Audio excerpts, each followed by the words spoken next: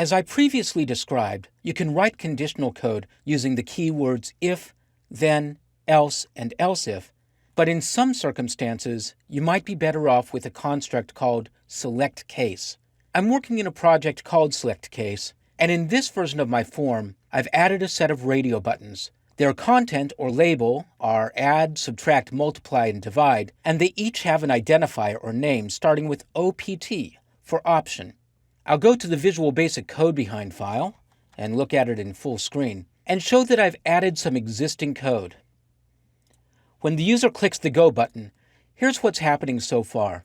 At the top of the code, I've declared 4 variables. As before, the 2 strings come from the text input controls. And then I've declared 2 double variables, but I haven't assigned them values. When you initially declare a raw number, such as a double or an integer, if you don't initialize its value, it'll have a default value of 0.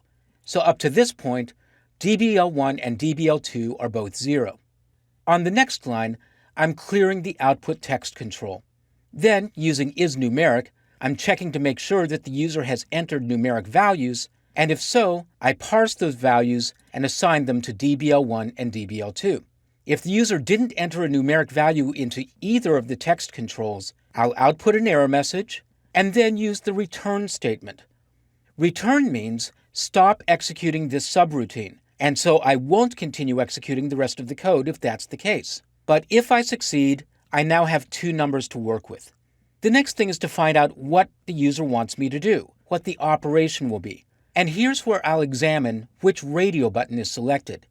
By default, none of the radio buttons are currently selected, so I declare a variable called operation and set its value to none. But then I check the radio buttons one at a time, and I'm checking their isChecked properties. IsChecked is a Boolean value, so I can use it in an if-then statement, and, for example, if the add button is checked, then I set that operation string to a value of add. Notice I'm only declaring the operation variable once, at the top of this block. If I tried to use dim operation again, I would get a compiler error. Within the current scope, you can only declare the variable once. So I'm handling all 4 buttons for adding, subtracting, multiplying, and dividing, and setting the operation variable appropriately, and then outputting to tell the user what they selected. I'll try the code so far, running the application by pressing F5. If I simply click the Go button without entering any values, I get the error message, please enter valid numbers. So I'll enter valid numbers, I'll enter 5 and 10, and then I'll click the Go button again, and it tells me that the selected operation is none. So then I'll click the Add button and click Go again, and I see that I've selected Add, and I'll test 1 or 2 of the other radio buttons. So that's the code that's in the application so far. Now to get to the point of the exercise, using the selectCase statement. You use selectCase when you're evaluating a variable and it has one of a number of different possibilities.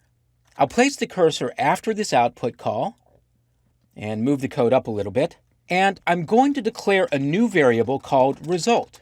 My goal is to execute a mathematical operation and assign the result to this variable. Just as before, the default value is 0. Next, I'll add the selectCase statement.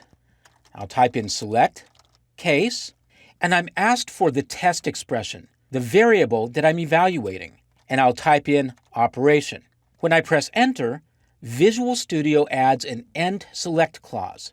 Now, I can add 1 or more case statements within the select. Each case statement can look for 1 or more values. So for example, if I want to look for add, I type case add. The data types that are supported here include strings, all of the numeric data types such as double, integer, short, and so on, and any other built-in data types that are a part of Visual Basic. Next, I'll add 1 or more lines of code that I want to be executed if the value of operation is add. And I'll react to that by saying result equals DBL1 plus DBL2. I can add as many lines of code as I want here, and they'll all be executed as long as they fall before the next case statement. Next, I'll add another case statement, and I'll look for the value subtract. And this is going to be almost exactly the same. I'll just copy this code and paste it into place, and change the operator from a plus to a hyphen. And then I'll copy the entire subtract section and paste that in twice, and I'll use those for multiplication and division. For multiplication, I'll use the asterisk, and for division, the /. Now, if none of those cases return true, that means that the user didn't select an operation. I could look for the word none, but I'd like to show you how to use case else. Case else is the catch-all. It's the code that will execute if none of the cases matched up. I'll type case else, and I'll output an error message.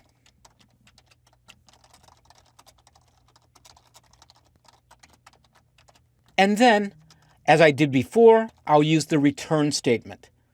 Again, when I call return, it means I don't want to continue executing the rest of this code. Now, I'll move down to beyond the end select, and if I get down to this point, I'll know that a result was found.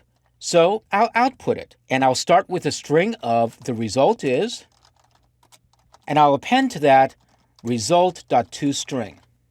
So there's all my logic. I start by declaring a variable typed as a double.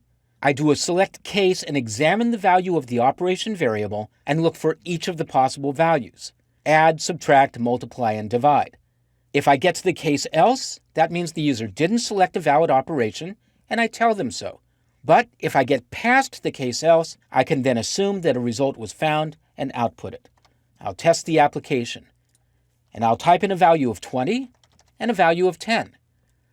When I click Go, I get the message you didn't select an operation. So I'll choose an operation and click Go, and there's the result. So now I can add, subtract, multiply, and divide. The select case statement can let you concisely and efficiently evaluate a single variable and compare it to one of many options. There's one more important thing to know about the select case statement in Visual Basic. If you've worked in C-style languages such as Java or C#, you might be familiar with the switch statement. The structure of switch is very closely related to select case. It starts off with switch instead of select case, and then it evaluates multiple options. But in the C-style languages, when you get into the code within a case, the code will continue executing throughout the rest of the switch statement, even if the rest of the case's values don't match. To stop that from happening, you have to put in a keyword called break, which means I'm finished executing this switch statement. In Visual Basic, that's not required. Once you have a match with a particular case, only the code for that case will be executed. And when that code is done, the flow will jump to the end select and then continue executing from there. So the result is pretty much the same, and the capabilities are the same, but the rules are subtly different. In Visual Basic, only the code for a single case can be executed, and once that case has been matched, all the others will be ignored.